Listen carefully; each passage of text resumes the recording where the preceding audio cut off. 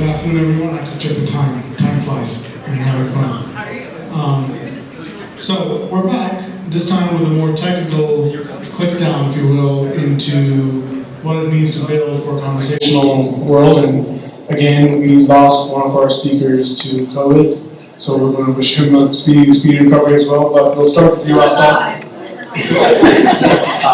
Still alive. Oh, yeah, he is. I totally took that one. Thank you. Just lost this. Still hanging in there, yes. In fact, I just talked to him with him on Friday, so he's fine. Asa, you want to introduce yourself and we'll go around? Yeah, my name is Asa Gacic. I'm a CTO at Wizard. You met Janice earlier.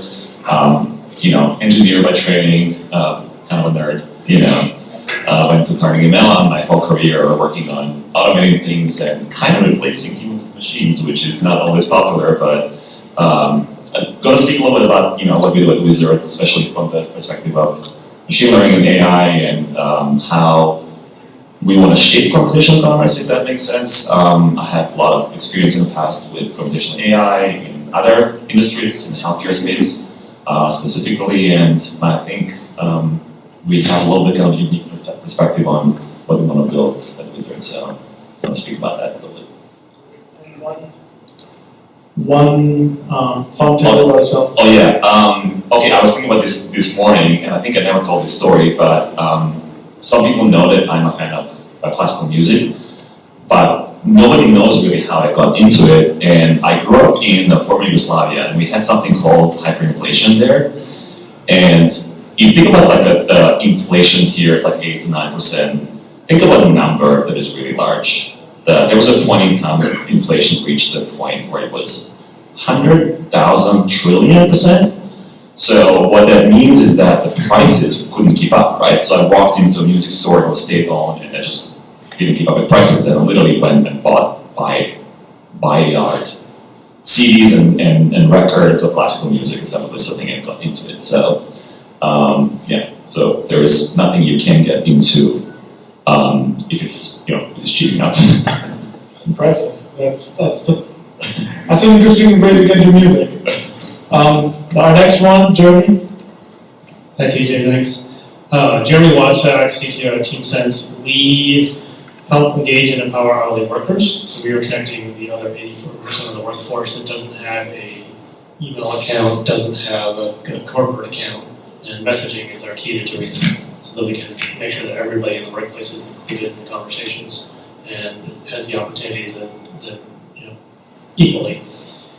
Fun fact about myself, when I'm not twiddling bits or leading the folks who love to do that, I like to get into things with my hands and working on woodworking for the past decade. Hope someday to call myself a woodworker. Awesome.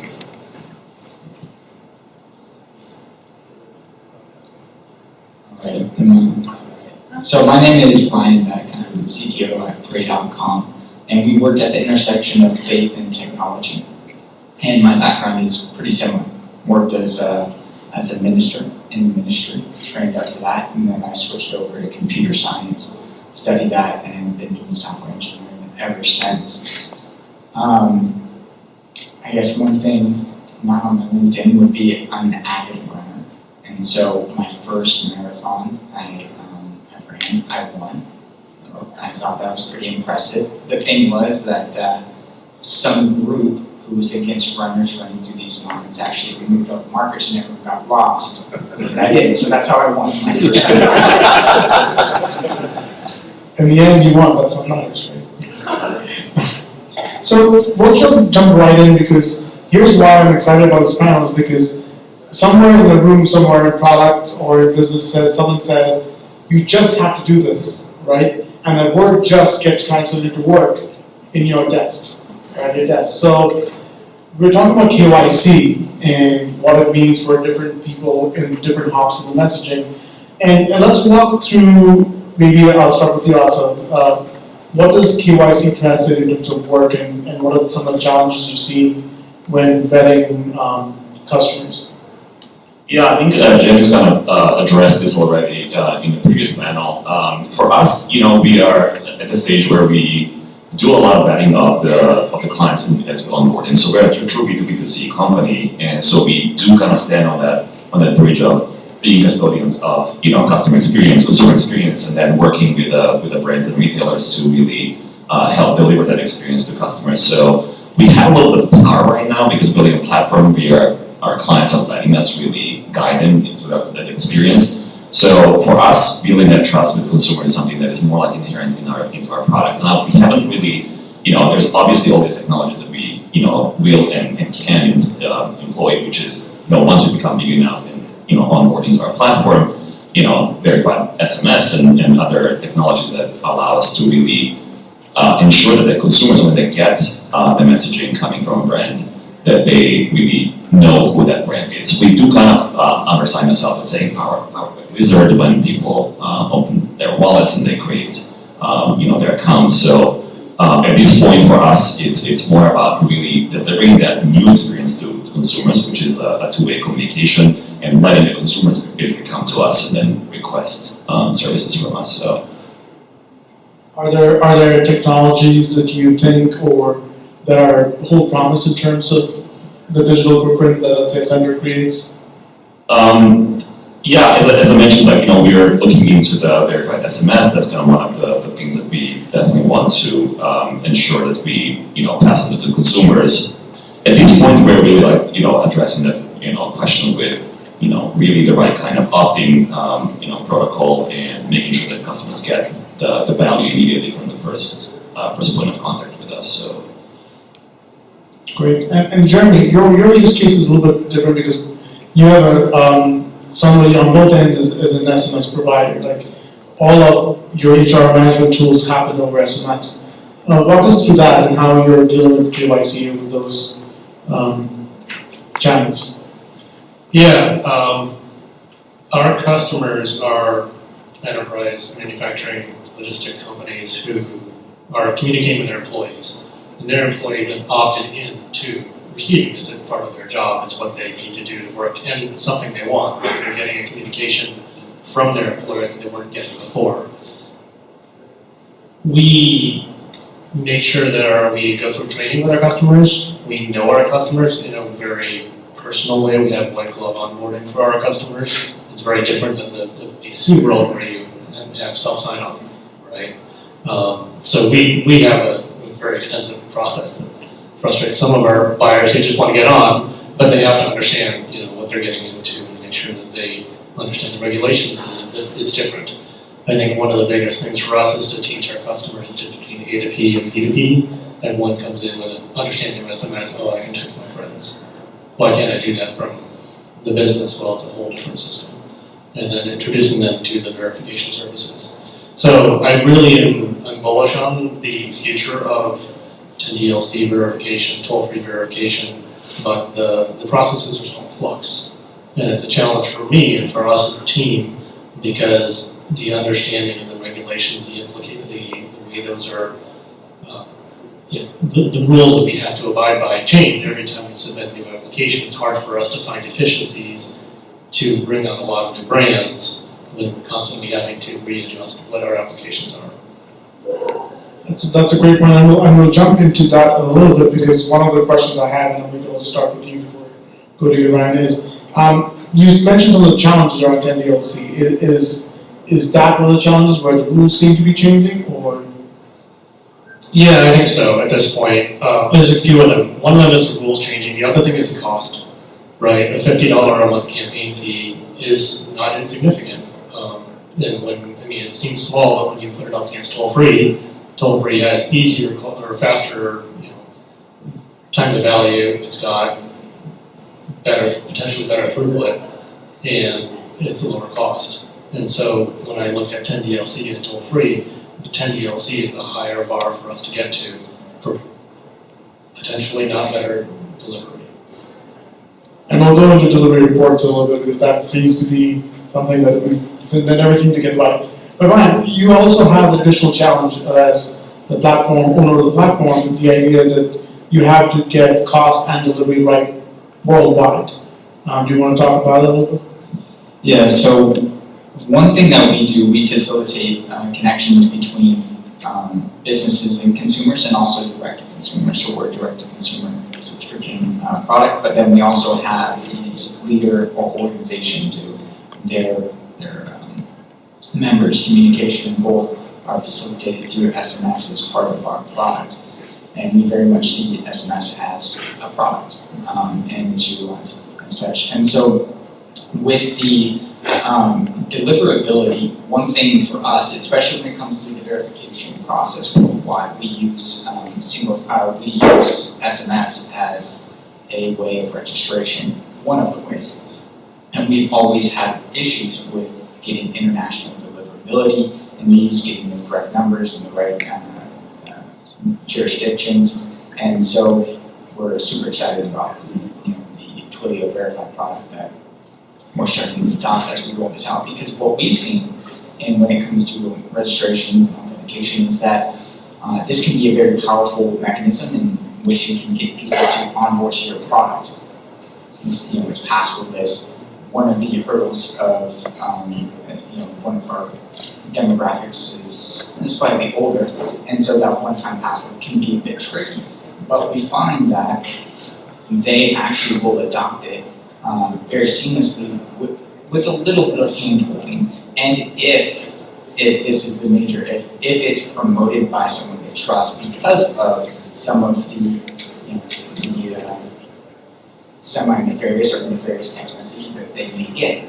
And so if it's a trusted channel, then we can do that. So we find that the verification process, we have deliverability issues. And then also, when it comes to leader to member communications, a lot of these communications, sometimes they're generic and they're lighthearted, but sometimes they're very important messages that they want to get to their members, whether it's an urgent need, we give a prayer request. So some of it could be life or death situations. We've had that through SMS communications. Thank you all for supporting that on the telcos, because these messages do get to them. So it's very important that we actually have a reliable communication platform. SMS is one of the most capable about getting real-time communication to somebody without filtration, push notification. Very good responsive, but you don't get full adoption 50%. That's right. But SMS, everyone's got a phone number that we can get to, and so deliverability, we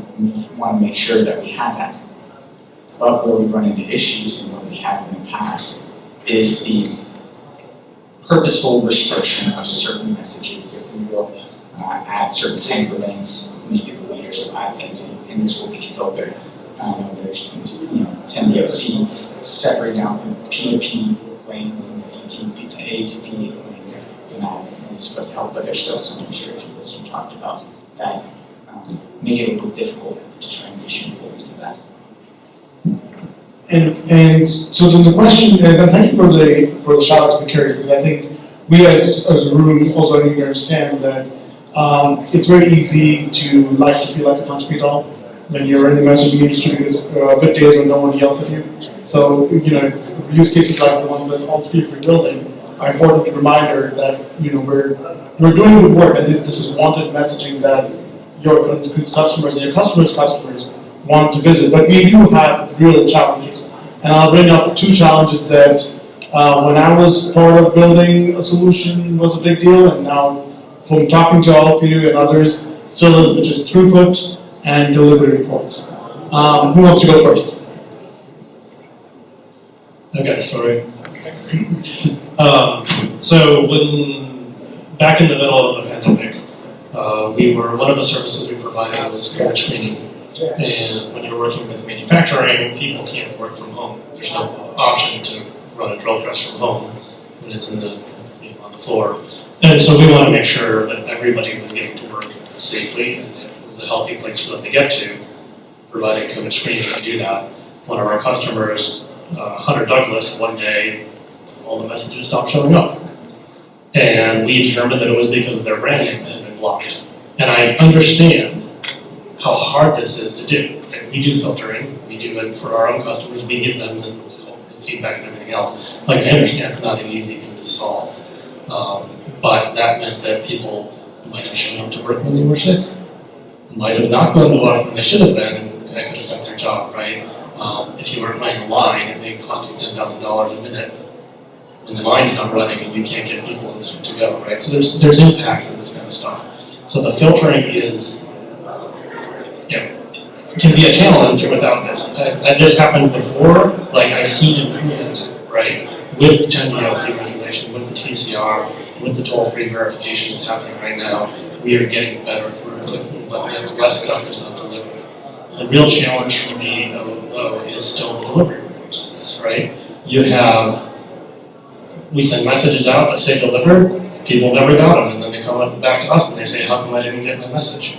You send out messages that don't say delivered, and they do get them, right? And so, again, there are technical and security reasons for this that I understand, but with us having that non-determinate signal, it's hard for us to understand what the rules are that we should be playing by and help educate our own customers for that too. I think you brought up the sending links, right? Our customers as well. Oh, I want to send a shortcode. It's what you do when you send a message. You send a shortcode or a short link, right? But they are all locked across the board. And so that's a new rule. Okay, now we have to educate our customers on that. And it's changing. I get it. I understand that. But these are some of the challenges we run into. And I know how hard it is. And I appreciate that Carrier's getting most of the messages through. Like you said, these are important messages. Like you said, see better support for that deliverability with the verification process as it moves on. So let's switch a little gears a little bit unless you want to share some stories about deliverability or throughput.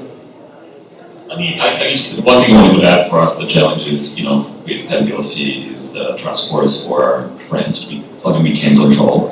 And, it varies. It truly is a problem, especially with certain carriers. We run into those issues.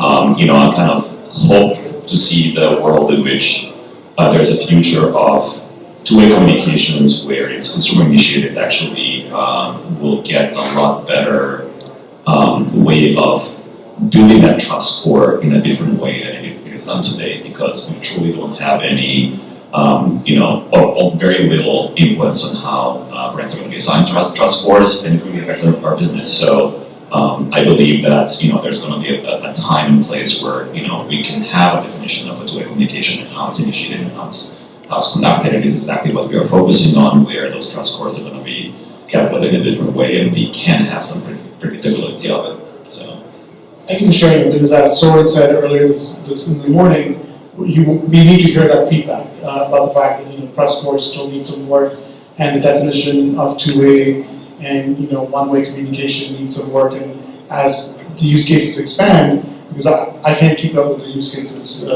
anymore. The number of use cases, I feel like you hear one every 2 days.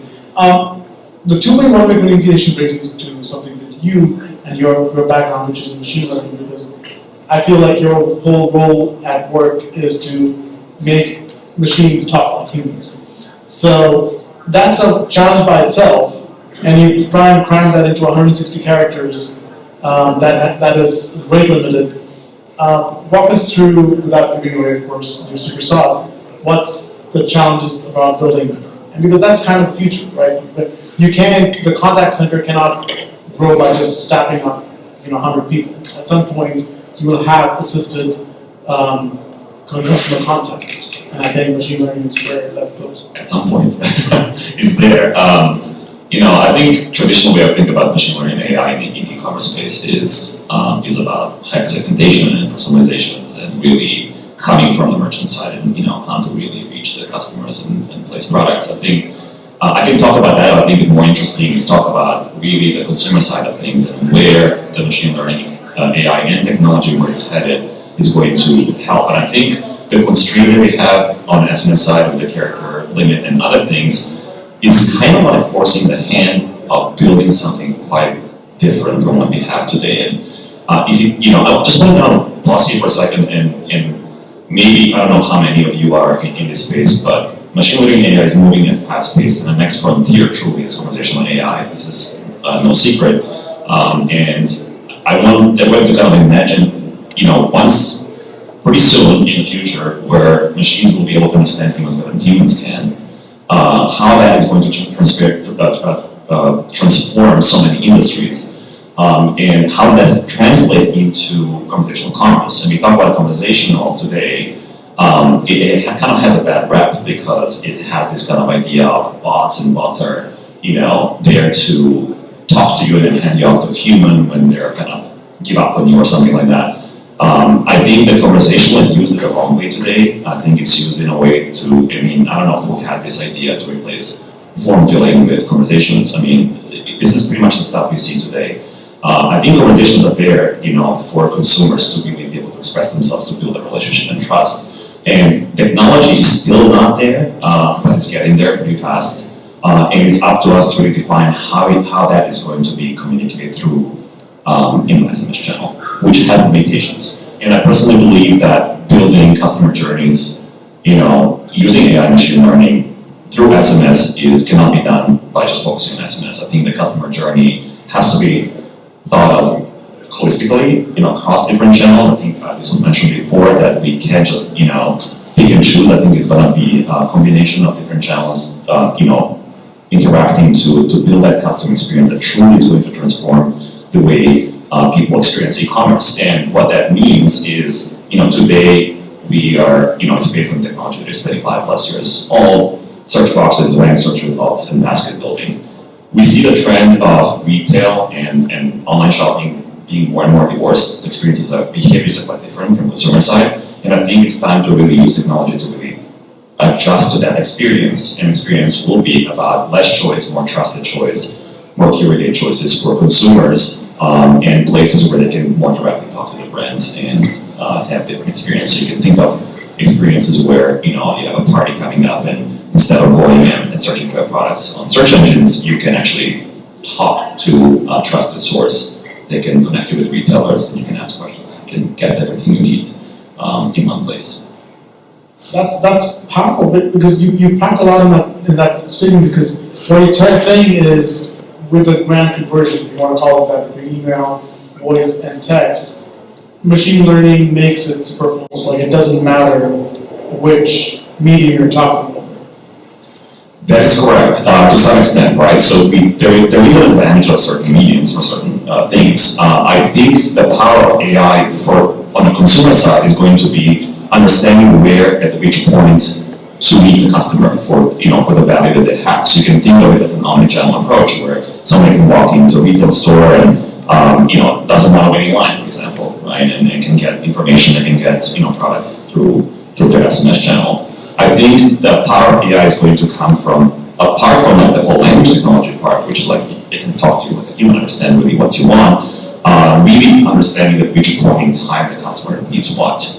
And providing that value at that point in time, specifically shopping on mobile phones, right, is going to really be a disruptive experience for the consumer. So that brings me on. I know, Jeremy, you were nodding quite a bit about the grand unification of the mediums. Do you want to share some of your thoughts on that? Because you're doing a lot of that as well, between email and... We are. We use voice, we use email, we use SMS. We would love to use RCS when I figure it out. For us, it's about equity, right? We want to reach 100% of the workforce. Our whole goal is to make sure that everybody is included in the conversation, everyone's included in the opportunities at work, and that means we have to reach people where they are. The workforce we have in manufacturing world, logistics world, some people may not have a free SMS plan, they may not have a free data plan, they may not have a smartphone, and so we have to make sure that we offer a voice. We have to offer a voice option for people to call off when they're going to be sick, right? In addition to a text option, we connect people over whatever channel they're at. And from my perspective, I know, we've talked a lot about RCS and RCS versus MMS, and from where we sit, we just have to get to people where they are, and we have to choose all the channels in order to make sure that we're hitting everybody, hitting every person wherever they want to be, and choosing the right channel for them. I think that the other thing I was nodding about is the fact that there's just differences in medium, right? It's not just the people, but there's a different aspect of it. Email is asynchronous. You can technically email in and get a response, but you don't expect to, and no one's going to do that. But when you text in, you expect to get a response. If you call somebody, you expect to have a response. And on the other side, if you're sending out mass messages, mass communication over email is acceptable. Mass communication over text is acceptable. We're being frustrated a little bit with it. Mass communication over phone, no one wants it, right? And so I think we have to be careful on how we choose the medium based on what the intent is, as well as the audience. And that brings me to you, Ryan. You built a lot of, like, a lot of your platform does is building community on text messaging and MMS, and also some push notifications. Have you seen any differences? Do you, like, is SMS your fallback when the message doesn't go through push notifications? It's a good question. And so the way I look at it, because we go across, our mobile platform is the most used. But then we have web, email, SMS, push notifications, and we treat those with a lot of respect insofar as how much customer value they can bring and how much business value they can bring in as well. And push notification, obviously the response rate, the conversion is going to be the highest, but SMS follows after that, and then email. Right? And what I find with SMS is we have this ability, like I said earlier, to reach 100% of the people that would download our applications. And so even though your conversion rates aren't higher, overall you can reach more people and you get more people to come back in. And so we very much think about how we can leverage SMS as a product in itself. Right now we're kind of like in the MS-DOS days of SMS, email we utilize as well, but there's something that we think about email marketing, or email as a product is kind of the least common denominator situation, such as it is with SMS and RSS, is there's a lot of things we'd like to do in email, but it's not supported because of different browsers and email software. Same thing with SMS, and so we keep to very simple use cases in SMS, and so it restricts the value that we could deliver to the customer, but also receive in the business. And so SMS, for me, I'm a huge SMS person when it comes to, especially if someone asks me for my password, refresh. I don't remember that, and I have to go use a different app, but SMS allows me to bypass that. So for me, SMS is one of the biggest use cases that we can leverage in the future moving forward to deliver customer value and also business value. And so, speaking of the future, let's go back to RCS, and I know that's really theme. Computationally, how complex do you think it's going to be to implement true RCS solutions where you have, because one of the challenges I had designing systems was you just can't think transactionally anymore. You're thinking 4 conversations ahead because you're literally building dialogue as you're going forward. So let's walk through that, some of those technical challenges for those of you who play with it, and if you see that as a challenge or is that work with the effort? Well, RCS isn't something that we've adopted yet because one of our major use cases is iOS. And so, but how I look at that is in the US market, especially when it comes to consumer subscription products, iOS dominates when it comes to revenue. And so RCS, for it to become a viable product for us to even engage with, it would have to have, I think one of the previous speakers talked about use cases. What are those use cases? And can businesses start developing those use cases here in the States on Android where businesses can see, yes, I can add value and make those more ubiquitous. Right now they're hard to find. And so there's a lot of cool things that you can do with RCS, and I think that could develop. Being able to have a Wadsack in my iMessage would be great.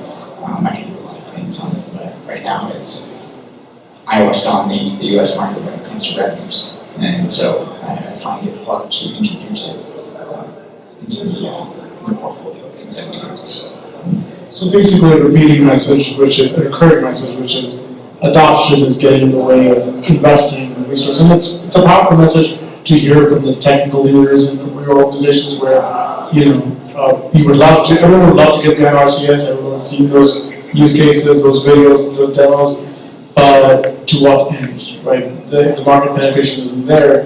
We're better off figuring out how to make 160 characters, like in this case, that sound more human and bring more context to the conversation. Walk me through, and this is something that might take some digging, so you all are insiders now by virtue of just building on SMS. But as you were getting used to building messaging systems for production, for the mass consumption, if you will, walk me through one or two bruising experiences where you basically, the architectural mismatch, if you will, between what we're taught about how systems are built and how SMS as a medium acts. And I say this as a bias, as a technical person myself. I have many bruises from that because they don't teach you that in college. But your thoughts? Gotta be somewhere right now. So, I mean, clearly, going back to the previous question about our CS, right? Our goal is to build experiences for consumers, right? And to bring that to our clients, the merchants, right? So tell them, here's how you can actually run your business through this channel. So more constraints is harder. I mean, going back to our CS, I mean, we don't shy away from the additional tech challenges because the more endpoints we have, the more we can optimize experiences, specifically using machine learning and AI. So I can't think of any kind of really big kind of bruising experience, but I think everybody mentioned like deliverability of messages, like limitations based on trust scores, to the point where sometimes we have to tweak the messaging to not include Unicode, right? Because that gets broken down into individual message segments. There's more segments, and then that's not a pleasant experience for somebody designing systems. So I would say there's plenty of those examples where we wish technology on that side is different, so we can kind of have more open hands to do the experiences that we want to build. Thank you for that. I think I heard you saw nodding at something. We're going to leave it there and open it for questions. In the interest of time, there are your questions. You got this.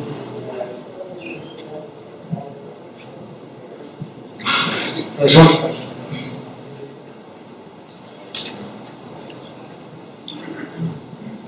My question is about the brand. So you talk about iOS, and when we hear that iOS is 50% of the market on reach, but that's going to be steady, right? Because brands they do marketing campaigns, so they want to know is to reach if you're Mercedes or Tesla, 90% of your customers are iOS. If you want to reach teenagers, 80% of your customers are iOS. So the 50-50 general across the country doesn't mean much to marketing brands. My question to you is that at the same time, marketing brands also need to advertise in different channels, so WhatsApp or to TikTok, etc. So they're used to spend money and advertise on different channels. Do you see them mature enough to make the difference, or they really fall back to the easiest solution of SMS for them, which is ubiquitous? So how I look at that is how much revenue. So taking a step back from a marketing perspective is how much revenues can I derive from these channels. And so SMS being one that you have to first acquire phone numbers and then go and extract. So there's an extra step there. And then, as you were talking about, going to test the 90% iOS. Well, when it comes to share of revenue from mobile, iOS dominates in the US. And so it still continues to be, if I understood the question, least common denominator for me as I look at SMS as a marketing channel is I'm going to try to reach the broadest. I know most of it's going to be on iOS that I'm going to be able to derive the revenues from, and not Android in the US, in the mobile ecosystem. I think that's all about time we have. I want to thank our panel for sharing their experience.